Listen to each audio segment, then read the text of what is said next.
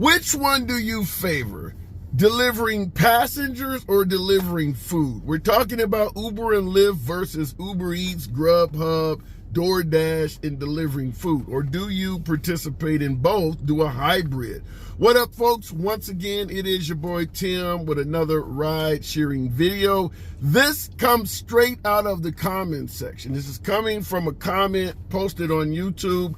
Always appreciate the participation from the viewers. Certainly subscribing to the channel, clicking like, helps out the algorithms, helps out your boy as a content creator and all of that shit. So definitely thank you for that. Nevertheless, here's a comment, and I'm going to plead ignorance on this. That's why I'm presenting it to you folks. I want to get your humble opinions because I don't know. I make it clear I am a part-time ride share driver. I drive for Uber and Lyft when they're offering some type of earnings incentives, streak bonuses, surge pricing, earnings guarantee, things of that nature. If they're not offering shit, I don't do shit, and I don't deliver food. But this comment may make me rethink things. Here goes. Is it more safe to do food delivery than driving passengers? I exercise and deliver on my bike. It's fun and less stressful. Wish you guys the best. Now, we do a hell of a lot of videos on how dangerous ride sharing is. I'm talking about drivers getting beaten, carjacked, and loss of life. Happens fairly frequently to some drivers in this country. But what about in actual food delivery? If you work for Uber Eats, DoorDash, or a food delivery company, is it safer? Are you likely to deal with less violence? I'm going to give you my opinion based on observation only because, as I stated, I do not deliver food, but I want to know from you folks.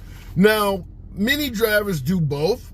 So in between trips, if you got a good food delivery that pays more, maybe you would do that. Why would someone pick food delivery over delivering passengers or vice versa? Well, there's a few reasons. First of all, you want as much work as possible. So if there's not a lot of trips coming in for passengers, then you might switch over. That's for those who are doing full time. In my humble opinion, I don't like food delivery because it is more work physically. For rideshare drivers, occasionally you got to get out to help somebody with their bags, or maybe you got to help somebody with groceries, or maybe you got to help somebody fold up a wheelchair or a walker.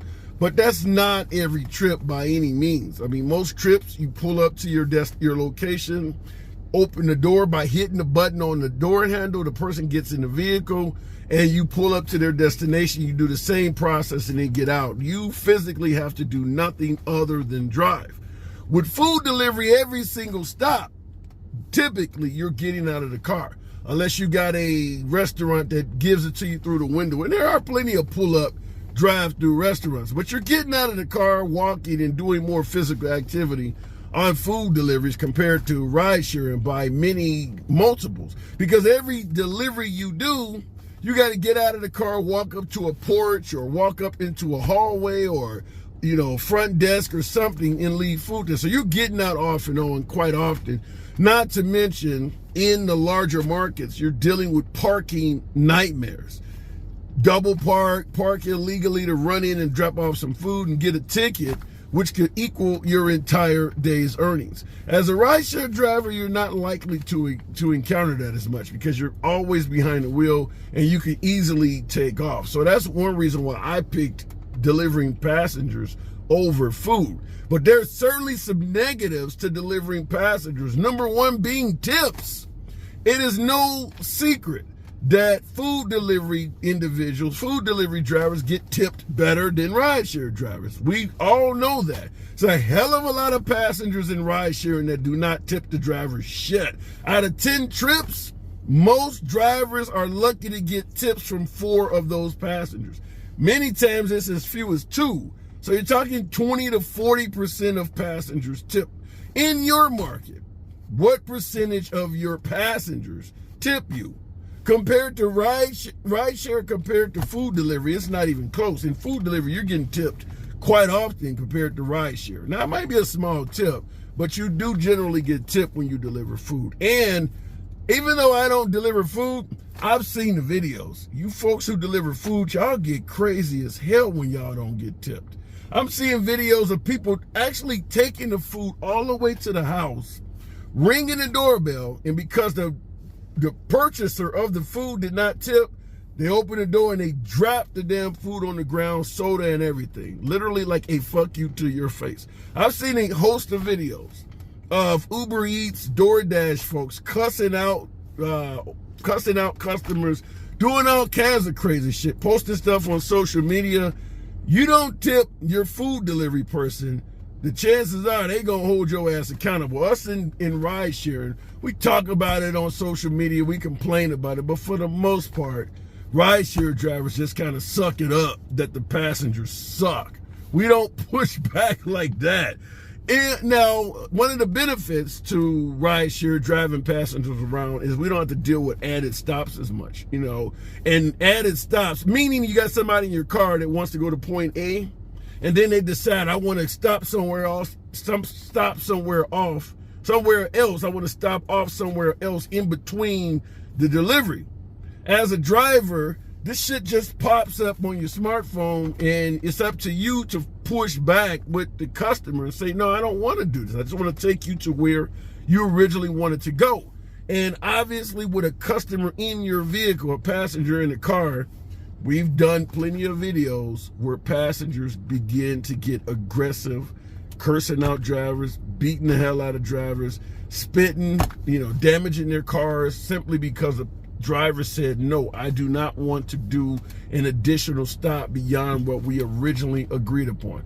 Talked about a story in Florida where a 19-year-old African-American passenger was shot and killed by the driver, and it does appear as if the passenger decided to start acting a damn fool when the driver told him I didn't want to do something. Fortunately for that driver, he had his defensive tools on him. Took his life though. But we won't go into, me suggesting you carry your defensive tools on you, but I absolutely believe you should always have something on you. In addition to that, no shared rides is another one. Now, Lyft got rid of shared rides, but Uber, where you pick up a passenger and along the route, some other passenger decides, well, you're going my direction too, so I'll get in the car. I believe personally that is more work for less pay, and it is dangerous because you're now putting two individual personalities in your shit at the same time. Leaves plenty of room for arguing and things like that. And I recently did a story where those two passengers got in a fight and the driver was caught in the middle of that. So all of that goes away when you're dealing with food deliveries. However, if I had to give my humble opinion based on my own observation, some of the stories I've dropped here, even though I don't deliver food, I believe personally it is safer for your person to deliver food than to deliver passengers. Few reasons. First of all, a lot less food deliveries are happening at 2 or 3 o'clock in the morning. I mean, in most major metropolitan areas, particularly smaller cities, every damn thing is closed at 2 or 3 o'clock in the morning. So you're not going to be out delivering food at 3, 4 in the morning. And for us rideshare drivers, that's often when a lot of the violence takes place. I say it in all the videos about driving after midnight and how unsafe that is. So for rideshare drivers, anytime probably after 9 p.m. till about 4 a.m., that is the most dangerous time to be out as a rideshare driver. Food delivery, for the most part, that's the time when there's very little activity taking place. Everybody's asleep, everybody's eating already, everything is closed. So that's one problem. The next is, as a food delivery individual, you're not likely to have to be dealing with drunks and angry customers as much. Yeah, if you don't deliver what they asked, in the order, some of them can get angry, but at the end of the day, the driver is just going to the restaurant and giving them, taking what they hand them. So if your food order is wrong, the driver doesn't have a lot to do with that. Maybe I'm wrong. Let me know in the comments if I'm getting some of this wrong, because like I stated, I don't drive for food delivery companies. I only do passengers. But yeah, you're going to get more angry customers, certainly drunks, delivering passengers than taking food from point A to point B. Could be a drunk person open up the door to accept a food delivery, but Since COVID, food delivery has the benefit of being able to sit that shit on the porch and take the hell off. I did a video where I was in a hotel out in California a couple weeks ago, ordered some food, and they didn't even do me such the courtesy as even going and leaving it at the front desk. They literally went to the hotel, sat that shit outside of the hotel on the cement where all of the customers are walking back and forth. You know, these big, huge automated doors in front of the hotels, like a Hilton I stayed at. And you got the big automated doors that you walk into the hotel facility. Well, the food was on the ground in front of those doors. So they didn't even go into the damn hotel. I went downstairs because I knew they weren't going to bring it up to the room. So I go downstairs asking the concierge or the guy behind the desk, did a food delivery company come here at all? Order some food. And he was like, I saw a car pull up and leave, but nobody's come in. So I walked outside looking for the damn car. My app notifies me the food's been left. Open it up and there's a picture of my food on the ground. I look down and I almost don't step on my food, drink and all. So you have the luxury with DoorDash and Uber Eats and some of these companies where you get to avoid dealing with human contact altogether when it comes to your customers. So certainly makes it safer, even though that's terrible customer service in my humble opinion. Last but not least, something we deal with all the time in rideshare that you don't deal with as a food delivery person: entitled passengers. We were just talking about adding extra stops, people wanting to bring dogs and pets, demanding you get out of the car and help them with all kinds of shit, getting in your car with drinks, wanting to light up cigarettes, smoke weed. You don't have to deal with any of that as a food delivery person. And trying to discipline a passenger, such as telling them you got to put that cigarette out, no vaping in my car, you can't add a stop, your damn dog is too big to get in here. All of that stuff can cause you to get into a fight with passengers. Simply put, passengers do not like to hear the word no, and just about every driver that's been driving for Uber or Lyft for any significant period of time can tell you where a passenger, at the very least, had choice words for them simply because they said, I don't want to do that. Like I stated, in some cases, passengers do get violent. Some passengers do begin striking the driver, cursing at the driver, trying to damage the car, or at the end of the day, they may get out of your vehicle and either try to spit on you or the vehicle or even break out a window. This happens fairly often. Like I stated, most of you veteran drivers that have been driving, if you've done it long enough, I'm going to assume you've had a passenger that has gotten angry or aggressive with you simply because you said, I don't want to do that. As an independent contractor, you have the right to turn shit down.